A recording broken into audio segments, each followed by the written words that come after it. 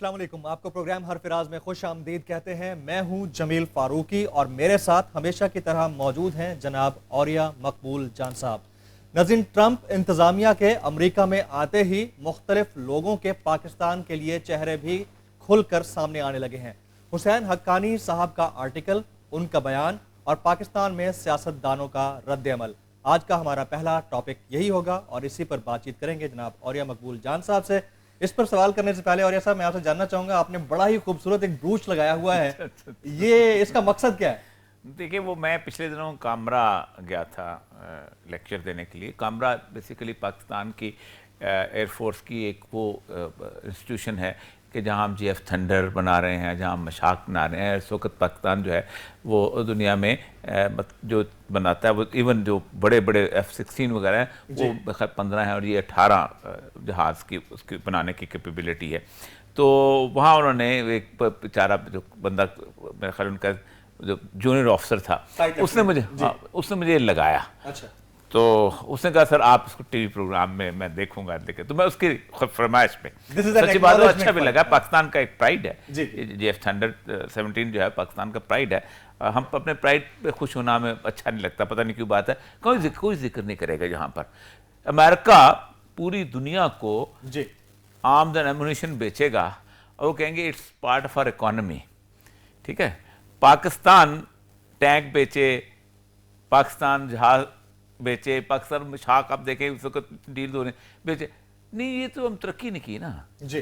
तरक्की तो हम ये है कि इंडिया से हम आलू मंगा लें, टमाटर मंगा लें, ये मंगा लें, ये चीजें इसलिए मैंने इसको लगाया। Let's come to the topic. Hussain Haqqani साहब, उनका आर्टिकल, उनका बयान और पाकिस्तान में सियासतदानों का। देखिए, पहली बात तो ये है कि किसी भी शख्स को जांचना हो जी तो उसकी माजी की जो तारीख बहुत इंपॉर्टेंट होती है, उसको खंगालना चाहिए, बहुत जरूरी होती है जी। दुनिया पूरी में पार्टी बदलना बेसिकली नजरियात बदलने को कहते हैं और ये बहुत बड़ी गाली समझा जाता है। ऐसा कभी नहीं होता कि आज रिपब्लिकन जीती है तो सारे के सारे डेमोक्रेट जो हैं उठ कर रिपब्लिकन हो जाए जी। मैं प्योरली इस वक्त जमहूरियत के हिसाब से बात कर रहा हूँ, इसका कोई मजहब का कोई ताल्लुक नहीं है, कोई मेरे ज़ाती नज़रियात का ताल्लुक नहीं। मैं जमहूरियत के जो बेसिक नॉर्म्स हैं उनमें सिर्फ चर्चिल एक ऐसा वाहिद शख्स तारीख में मिलता है कि जिसने अपनी पार्टी, वो भी जंग अजीम की सूरत चल रही थी, लीडर बड़ा पॉपुलर था, तो उसने बदल दी। वरना ऐसा कभी नहीं हुआ कि जनाब आप टोरीज में से हैं, यानी वो जो पार्टी है, तो आप लेबर पार्टी में चले जाएं या लेबर छोड़ के आज फ्रांस के साथ चले जाएं। ये तो पाकिस्तान के सियासतदानों का तो वैसे दस्तूर था ही था जी। मतलब जिस जमाने में यूनिस्ट पार्टी थी, सारी छोड़ छाड़ के पता चला कायद-ए-आज़म की हवा चली तो मुस्लिम लीग में शामिल हो गए और कायद-ए-आज़म कहते थे ये मेरी जेब के खोटे सिक्के हैं, और वाकई खोटे सिक्के साबित हुए। उसके बाद उन्होंने कायद-ए-आज़म के असूल को जिस तरह पामाल किया, उसके बाद आप हैरान होंगे ये मुल्क तबाह क्यों हुआ, उसी खोटे सिक्कों की वजह से हुआ। अगर कायद-ए-आज़म उस जमाने में ये भेड़ चाल उनके साथ ना चलती है और कायद-ए-आज़म जिस तरह जैसे कहते हैं मुस्लिम लीग का खंबा भी जीता तो चल पड़ते, इसी तरह रातों रात रिपब्लिकन से वो पार्टी।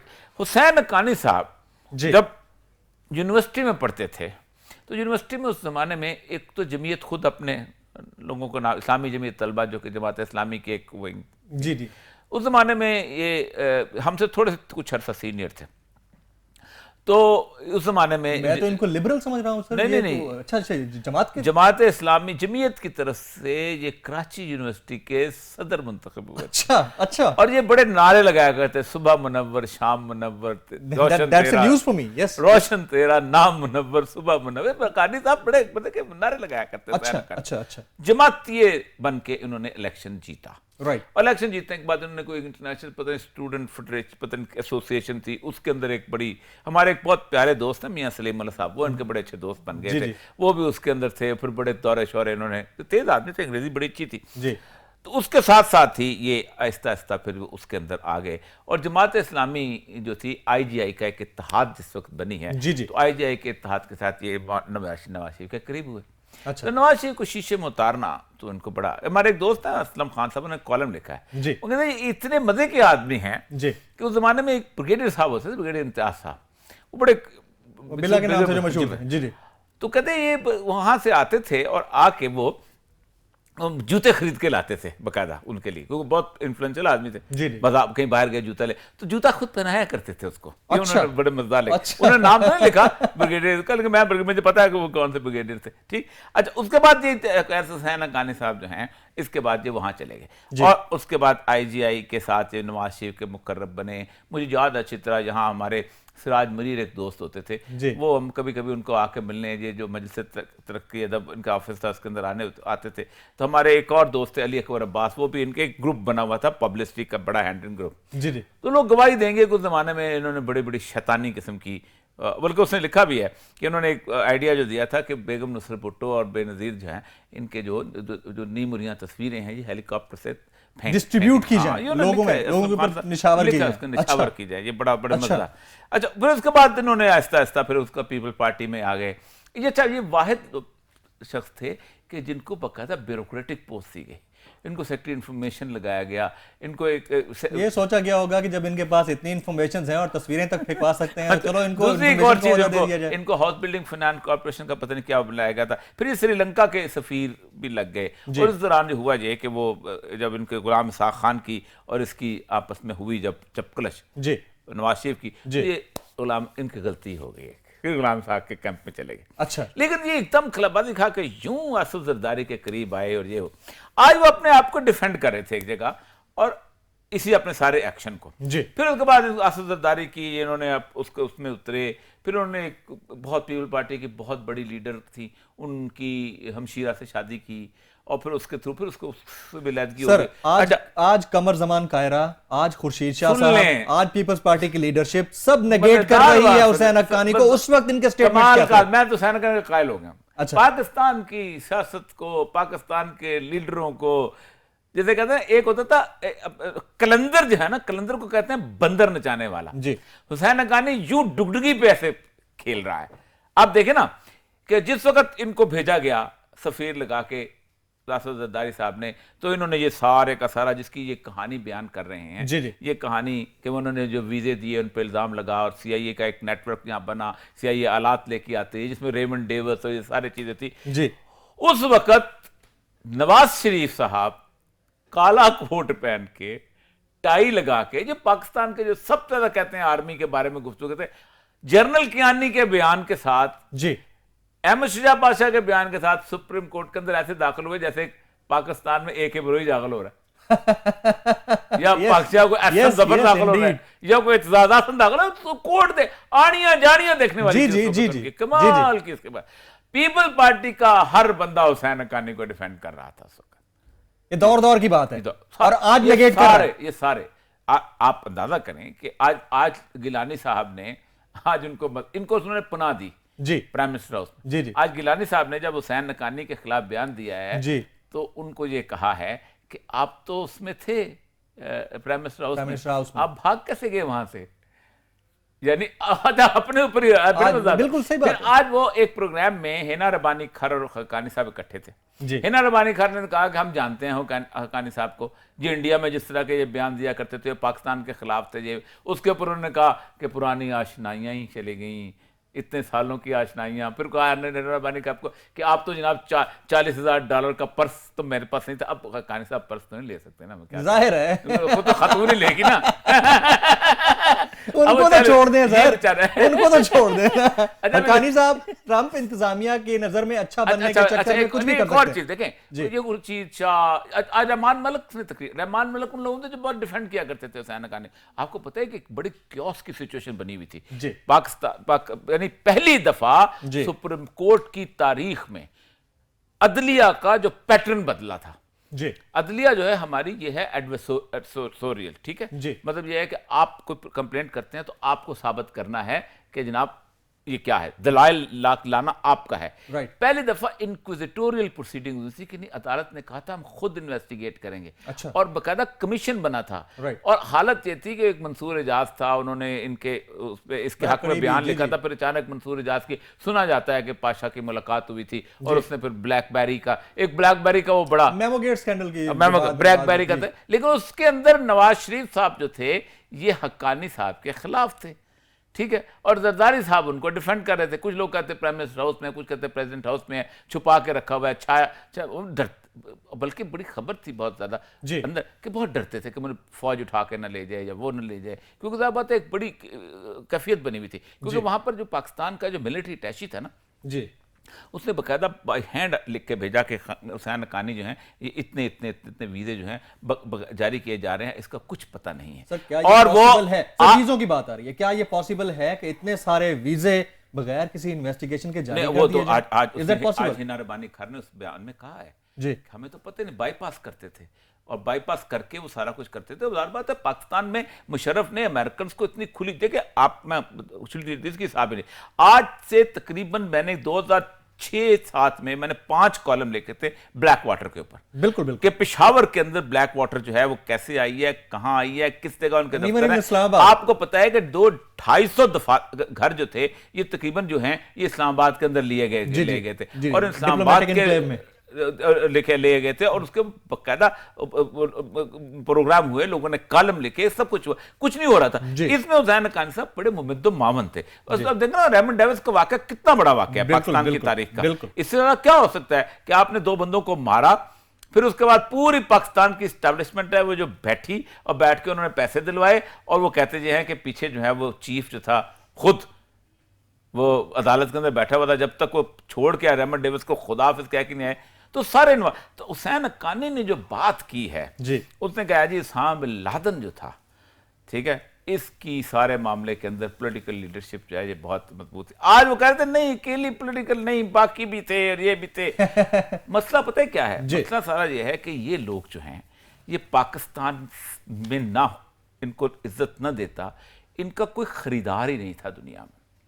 कितने लोग हैं कि जो पाकिस्तान से उठ के हुसैन हक्कानी से 10 गुना ज्यादा ज़हीन होते हैं, कोई कोलंबिया से पढ़ा होता है, कोई हार्वर्ड से पढ़ा होता है, कोई किसी और जगह पढ़ा होता है, ठीक है, लेकिन जो बंदा पाकिस्तान को बेचने पे आता है उसकी इज्जत सारी सब ज्यादा हो जाती है। वो जो मुल्ला मिलिट्री और वो सारा जो उन्होंने किताब लिखी है वो किस लिए लिखी गई थी? इसलिए लिखी थी कि पाकिस्तान का एक ऐसा इमेज बनाया जाए कि जैसा इमेज अमेरिकन चाहते हैं। फिर हमेशा मुस्तकिल जो कॉलम लिखते हैं वो एज लिखते हैं वी शुड डू दिस, यानी we American should do this, we American. अब इनके बाप हमारे बड़े अच्छे, हम जानते हैं उनको, इंतहाई अच्छे लॉयर थे, कमाल के आदमी थे, कि वालदा नेक खातून अल्लाह ताला जन्नत नसीब करे स्कूल में पढ़ाती थी और उन्होंने किस मेहनत से इन लोगों को इस सरजमीन के साथ मोहब्बत के साथ पाला, सब कुछ किया।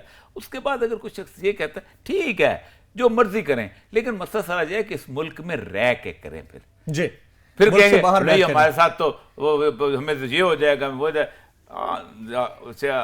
बिल्कुल ठीक है सर, जो भी बोलता है मुल्क से बाहर बैठकर ही बोलता है, चाहे वो हुसैन हक्कानी हो या फिर वक्कास गोराया हो। उन्होंने भी मुल्क से बैठकर बात की है।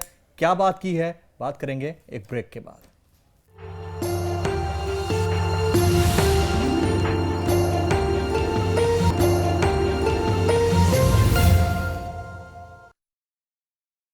इक्कीसवीं सदी के तुलू के साथ ही इतलात और नशरियात के मैदान में एक नई सिन्फ सोशल मीडिया का इजाफा हुआ।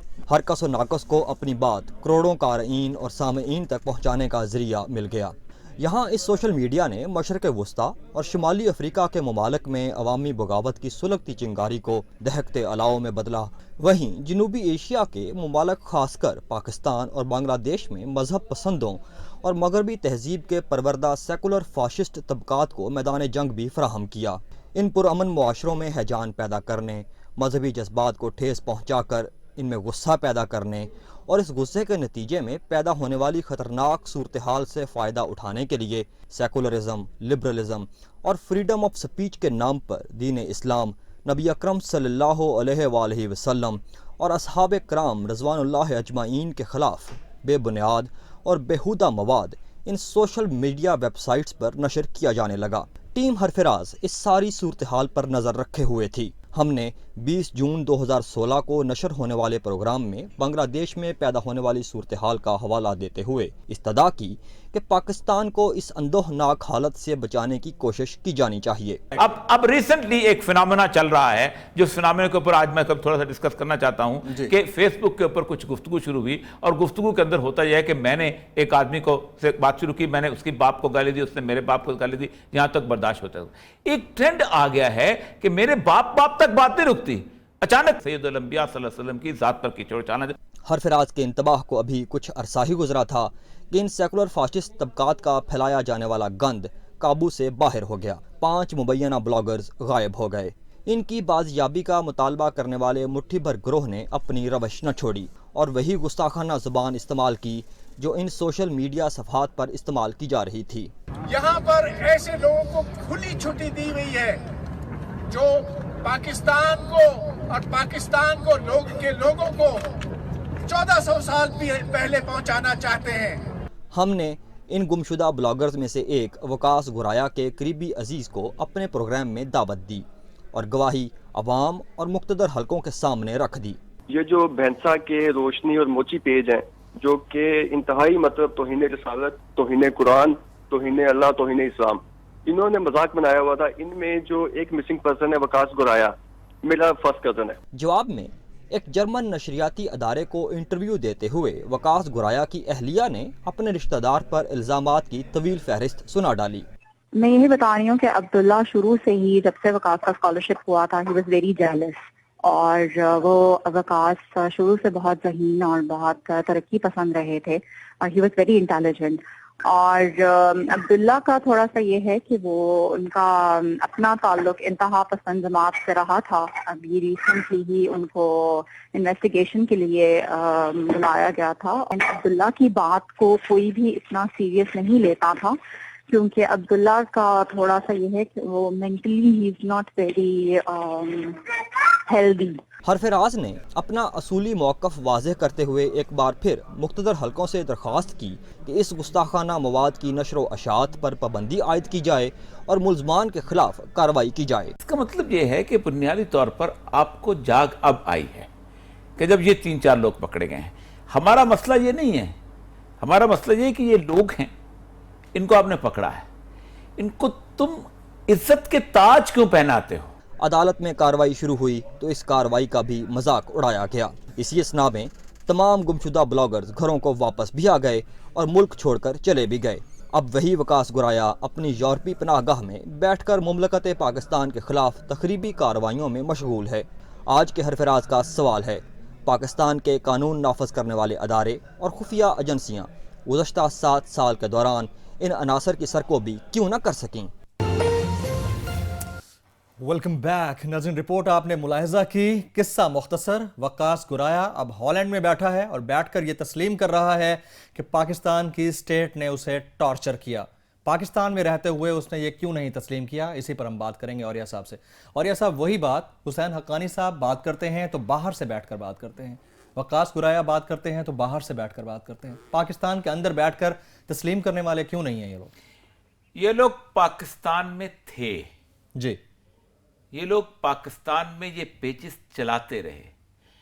इन लोगों के पेजिस को पाकिस्तान के अंदर एक बहुत महदूद अक्सरियत जिस कहते हैं, जब महदूद अफराद की तादाद थी जो शेयर करती रही। जी, ये वो लोग थे जो इनकी पोस्टें शेयर करते रहे। इनमें यूनिवर्सिटियों के प्रोफेसर शामिल थे, इनमें हमारे यूथ के लोग भी शामिल थे, इनमें बड़े बड़े वो लोग को शेयर करने वाले शामिल थे जो मीडिया पर्सन थे, जो अपने आप को लिबरल सेकुलर कहते, इन्हीं की पोस्टें शेयर होती रहीं। ये वकास गुराया को आसमान से नहीं होती, सारे लोगों को पता था। अगर हमें पता था 20 जून को जी कि ये पेजेस चला रहा है और ये कौन है, और हमने आइडेंटिफाई भी किया था और हमने कहा था खुदा के लिए ये सूरत-ए-हाल पे काबू पाओ।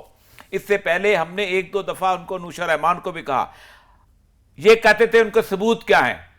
चौधरी निसार साहब कहते थे ये मिसिंग पर्सन हैं, ये वापस आएंगे। जैसे मैंने तुम्हारे सरों के ताज पता नहीं क्या तुम लोगों ने, तुम्हारे पता नहीं पॉलिटिकल लीडर थे, वहां जाके ये वकास गुराया, ये बीबीसी की रिपोर्ट है जी जी मुकम्मल तौर बीबीसी। पहली बात तो यह है कि इसने जिनेवा में जाके ह्यूमन राइट्स काउंसिल में तकरीर की है और कहा है कि मुझे टॉर्चर किया गया। क्यों किया गया? Because he ran a hysterical Facebook page.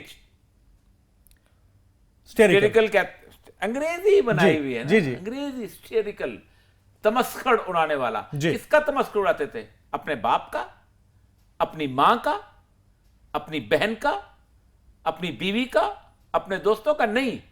किसका उड़ाते थे? मैं नाम नहीं लेना चाहता जी, but he still of the influence of the Pakistani military जी in the country's political system कि मैं पाकिस्तान की military.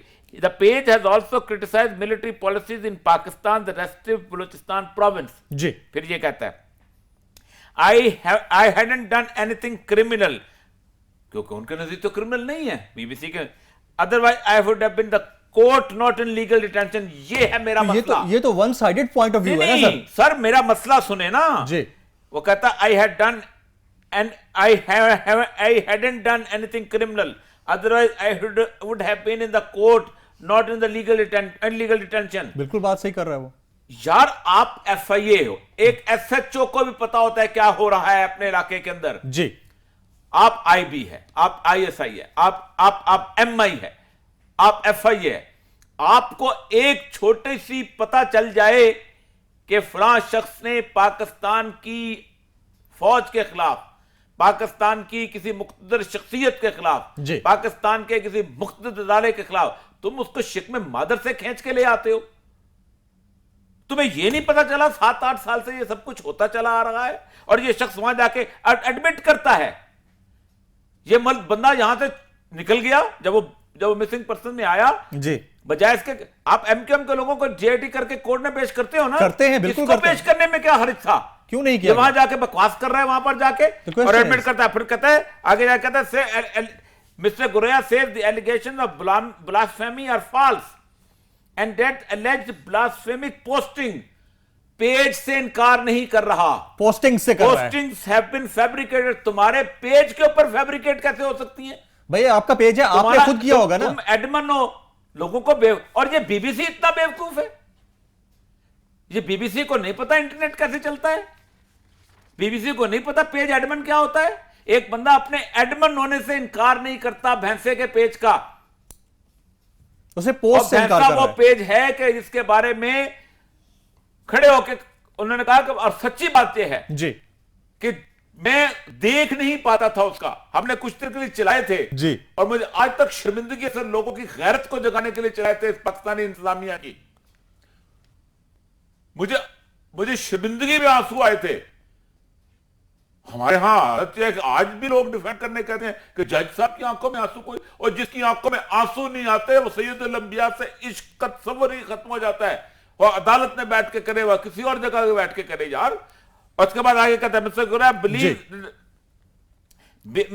Guraiya believes that the blasphemy allegations are an attempt to shut us down, to threaten our families and to build pressure on us. इतने तो नहीं बोलिए तुसी. हाँ, तुमको यहां से आराम से एग्जिट मिलता है, तुम घर तो जाते नहीं. तुम्हारा पासपोर्ट कौन देगा? बाहर अजाइलम मिलता है.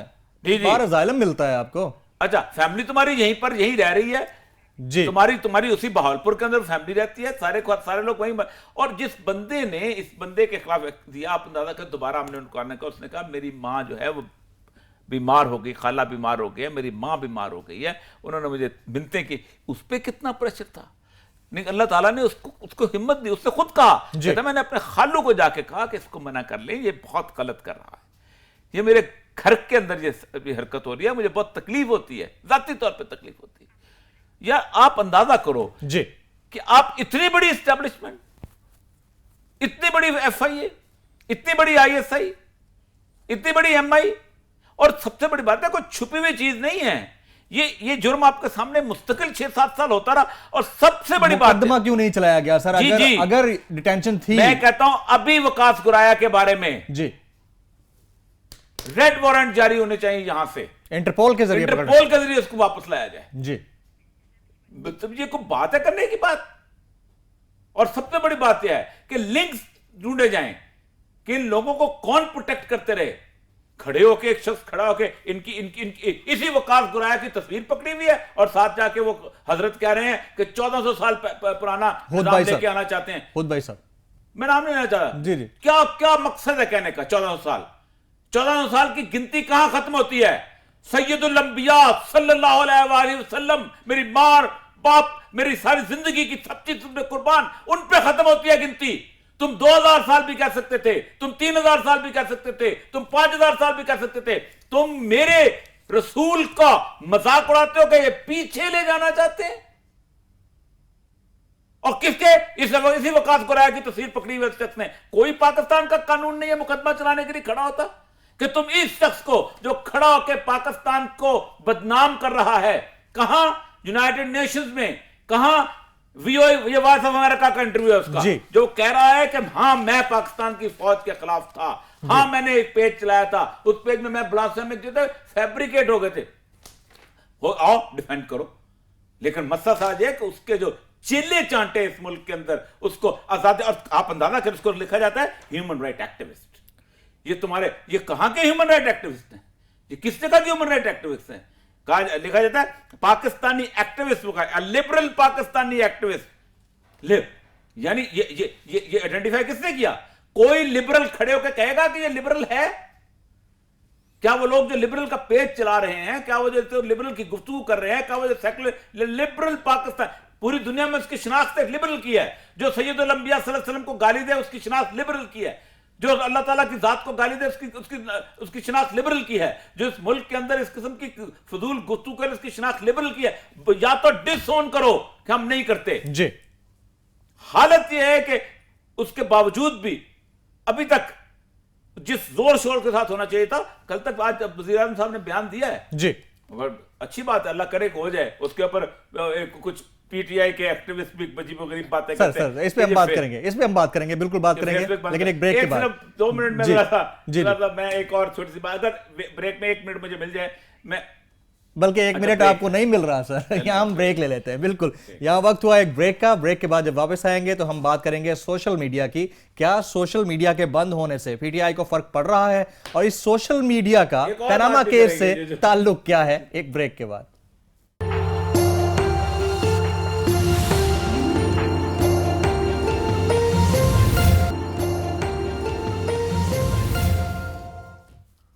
Welcome back. प्रोग्राम के तीसरे हिस्से में आपकी लाइव कॉल्स दी जाती हैं। अगर आप कॉल करना चाह रहे हैं तो हमारे नंबर स्क्रीन पर फ्लैश कर रहे हैं, आप इन्हें मिला सकते हैं। नंबर मिलाने के बाद आप हमें कॉल कर सकते हैं, लेकिन आज के मौजू पर ही बात कीजिएगा। इसके अलावा नाज़रीन, हम बात कर रहे हैं सोशल मीडिया बंद होने से पीटीआई पर क्या फर्क पड़ने वाला है, ये जानेंगे औरिया साहब से।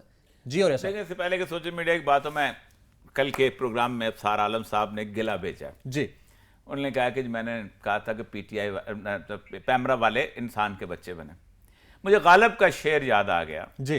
गालिब कहता है कि बस के दुश्वार है हर काम का आसान होना, आदमी को भी मुयस्सर नहीं इंसान होना। आदमी हमारी एक जेनेटिकल क्वालिटी है जी। इंसान हमारी बेसिकली एक ऐसी क्वालिटी है जो रिफाइनमेंट, हो सकता है मैं भी एक इंसान के उस आला अरफा मकाम पे ना पहुंच सका हूं जी, जो मेरे लिए मकसूद है अल्लाह ताला तबारक व तआला। उन्होंने कहा जी, लोगों ने कहा जी अल्लाह ताला, और साहब से पूछें जी इन्होंने इंसान, मैंने ये हमें इंसान के बच्चे नहीं तो हम किसके बच्चे? मतलब एक जैसे होता है, ये हमने ब्यूरोक्रेसी में बहुत देखा है जी जी। मतलब फॉर एग्जांपल, मैंने अगर किसी चीफ मिनिस्टर की बात नहीं मानी ना, तो वो एमपी उठ के जाएगा जी उसने तुम्हारी चिट को यूं फेंका, उसने कहा जाओ जाकर। तो साहब ने ब्यूरोक्रेसी को, चूंकि नए नए हैं, हमारे साथी हैं, उन्होंने ब्यूरोक्रेसी को पता नहीं कि ब्यूरोक्रेसी होती क्या है जी, और ये कैसे एक्सप्लेन करते। पहली बात तो ये है कि बेसिकली अगर तो फ्लो के अंदर बात हुई, अगर वो समझते हैं तो मुझे कतन कोई हर्ज नहीं, किसी को तकलीफ पहुंचे मुझे माजत करने में कोई हर्ज नहीं, और मैं माजत कर भी रहा हूं। लेकिन सबसे हम दिल आजारी हुई है, सबसे हाँ, दिल आजारी अगर हुई तो यकीनन। लेकिन पहली बात तो यकीन मेरा इशू क्या था जी? मेरा इशू ये था कि पाकिस्तान के अंदर एक, मैंने बात भी शुरू की थी, 17 साल मैंने पाकिस्तान टेलीविजन के लिए ड्रामा लिखा है, मैं को अजनबी नहीं हूं जी। मुझे डायलॉग का पता है, मुझे पता है किरदार कैसे बच्चों के ज़हन खराब करते हैं। अफसार आलम साहब को अंदाजा होना चाहिए कि इस कौम, उनके बच्चे भी इसमें शामिल होंगे इस मामले के जी जी। मेरा गुस्सा बजा था, मैं उन बच्चों को भी इंसान की सतह पे लाना चाहता था कि जिनको ये टीवी के ड्रामे नहीं लाना चाहते। वो उस पर अब आते हैं पीटीआई। दो चीजें इकट्ठी कर लेते हैं। एक पहली बात है कि पीटीआई का मसला, पहली बात है कि पीटीआई अगर ये समझती है जी कि वो फेसबुक में जिंदा रहती है तो फिर सियासत छोड़ दे।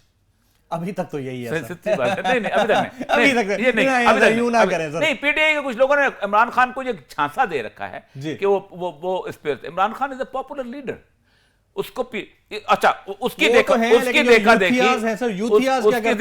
देखा देखी पाकिस्तान की हर फेसबुक से ज्यादा परवेज मुशर्रफ ने ये वापस आया था तो सलीम साफी को इंटरव्यू देते हुए कहा था, सलीम साफी तुम्हें पता है लाखों लोग मुझे इंतजार कर रहे हैं मेरा, कहाँ, शुमाली वजीरिस्तान में। जी, जी। ये देखो कितनी मेलें आती है। ये तो धोखे का सौदा है भाई, बहुत बड़ा।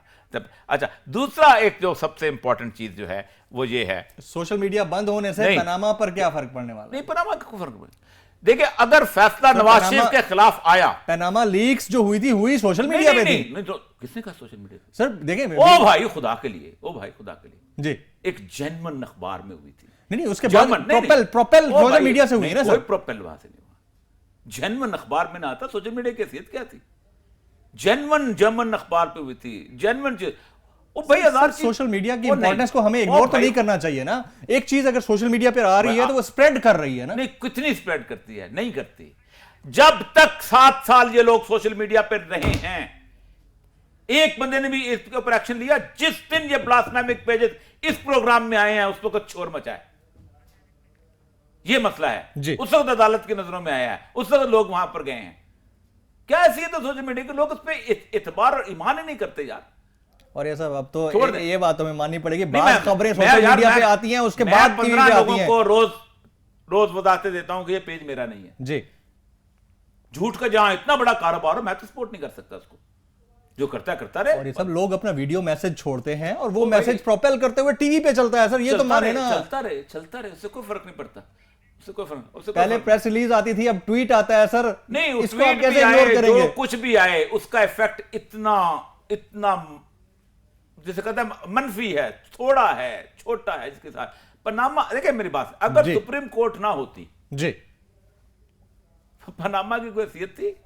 खत्म, gone with the wind. Right, ठीक। अच्छा, दूसरी बात जो है जी, पंजाब की बात, हिजाब वाली जी।